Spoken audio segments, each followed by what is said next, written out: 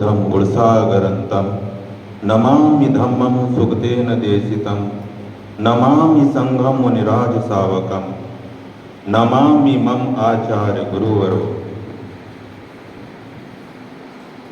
करुणा शीतल हृदयं पय्यार पजोत विहत मोहतमं सनर अमर लोकगुरुं वन्दे सुगतं गति विमुक्तम्।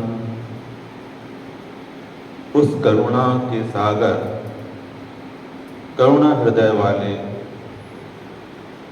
उस तथागत सम्यक संबुद्ध को, शीतल हृदय वाले उस सम्यक संबुद्ध को पंचांग प्रणाम करते हुए, जिन्होंने अविद्या रूपी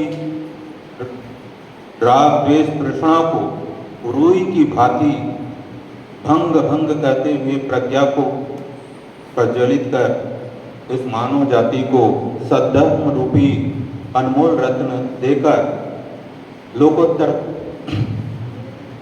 धम्म दान देकर जीवों का, समस्त जीवों का, देवताओं का,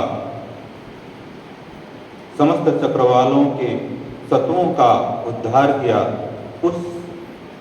उस उद्धारकर्ता, उस सुगत को मैं बार बार प्रणाम करता हूँ और उनसे मैं अपनी ओर से मैत्री भावना की कामना करता हूँ कि जो इस शिविर में आए हैं, जो उपासक आए हैं, जो श्रद्धावान भिक्षुगण और अन्य श्रमणगण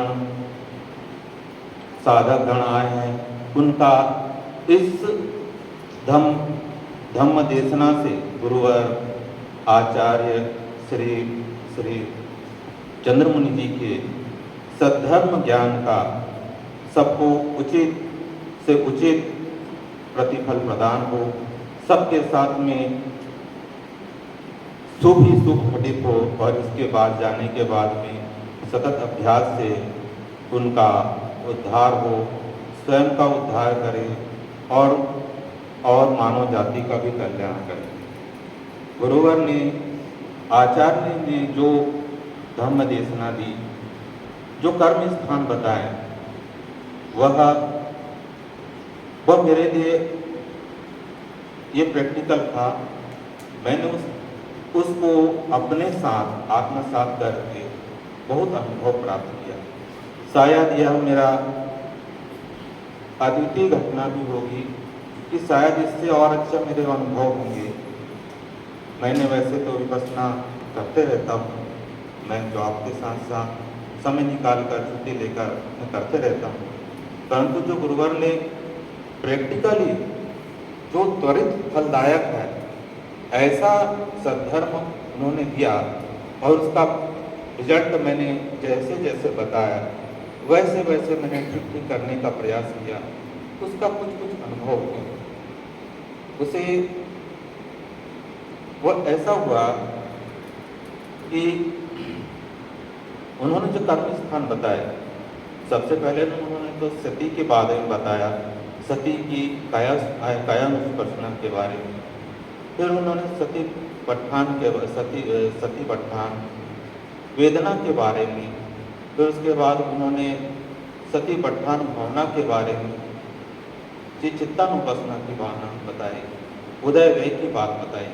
उसके बाद उन्होंने महाशक्ति पट्ठान की व्यय के अनित्य भाव, अनात्म भाव, शून्यता के बारे में जो उन्होंने बताया, वह जब उसका चिंतन मनन करते करते उनका किया, उसका अध्ययन किया, तो पाया कि यह तो बहुत अन्य साधनाओं की अपेक्षा त्वरित फलदायक है, ये महाकल्याणकारी है।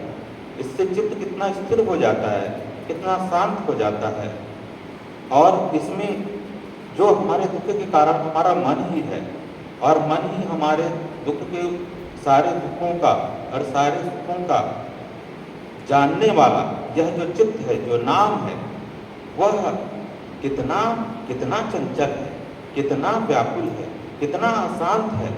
इसे कैसे किस ढंग से, किस उपचार से इसे ठीक किया जा सकता है। मैं एक गृहस्थ व्यक्ति हूँ, परिवार में मेरे हर घर में कुछ न कुछ होता ही है, चाहे घरेलू हो, चाहे कार्य क्षेत्र में हो, नौकरी पेशा में। ये है मनुष्य के, ये संसारिक व्यक्ति, गृहस्थ व्यक्ति के लिए बहुत कठिन होता है कि वह सीलों का पालन करे और उसमें किसी के द्वारा हस्तक्षेप होकर हमारे सील भंग ना हो। यह गृहस्थ के लिए तो कठिन है, परंतु प्रवचित भिक्षु के लिए थोड़ा आसान हो सकता है, परंतु गृहस्थ में रहकर कितना कठिन है यह हम जानते हैं और अच्छी तरह से जानते हैं। हम कितने भी सील का पालन करें, कितने भी सदाचार का करें, परंतु गृहस्थ में ऐसी जिम्मेदारियां होती है, ऐसे टकराव होते हैं, ऐसे मतभेद होते हैं कि चित्त अशांत और व्याकुल ही होता है। ऐसे ही मेरा चित्त अशांत और व्याकुल होता रहा पारिवारिक पत्नी से। वह भी जॉब करती है, मैं भी जॉब करता हूँ। कुछ मतभेद होते हैं, उनकी कुछ अन्य रिक्वायरमेंट होती है, वो कुछ आजकल हर कोई मनुष्य की इच्छाएं कामनाएं होती हैं। जैसे गुरुवर ने हमें उपदेश दिया था अनाथ पिंडक को, वहाँ के बारे में कथा बताई थी। भगवान बुद्ध ने बताया, भगवान बुद्ध से उन्होंने अनाथ पिंडक में प्रश्न किए थे कि मनुष्य की क्या इच्छाएं, तो बताया थे, अब उसे दोहराने की आवश्यकता नहीं है, परंतु फिर भी उन्होंने 5 प्रबल कामनाएं के बारे में बताया। तो गृहस्थ व्यक्ति इन 5 कामनाओं से बहुत ग्रसित है, उससे ऊपर उठता ही नहीं है। उसे महत्वाकांक्षा इतनी है कि उसे और चाहिए रे, और चाहिए रे, और चाहिए। घर चाहिए, घर से बंगला चाहिए, बंगला से महल चाहिए रे, मोटर चाहिए रे, फिर गाड़ी चाहिए।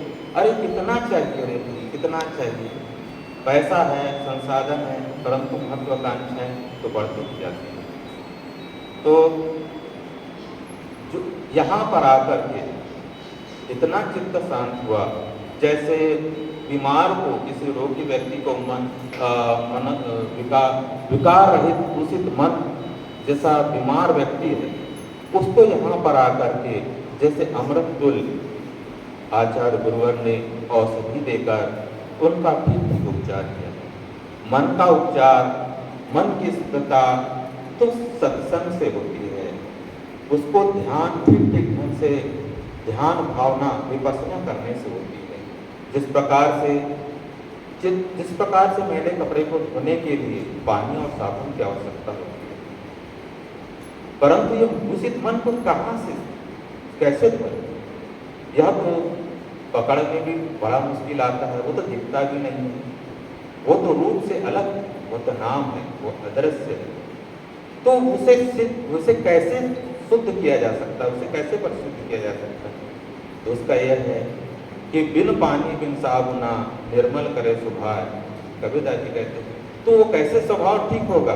सत्संग से सुनकर। ऐसे शुद्धतम विपස්සना की शुद्धतम चित्त भावना करके, जैसे गुरुवर ने बताया कि मन की शुद्धता किस प्रकार से करनी चाहिए, यह विपස්සना है, समझ विपස්සना है।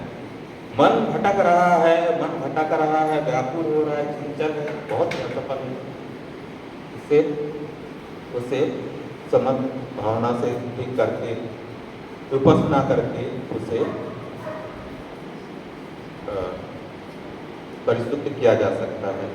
अधिक समय होने के लिए मैं क्षमा चाहता हूँ। अतः मैं अपनी इन बातों को विराम देता हूँ तथा आपको इस शिविर का मंगल में भावना देते हुए अपने बातों को विराम देता हूँ। धन्यवाद।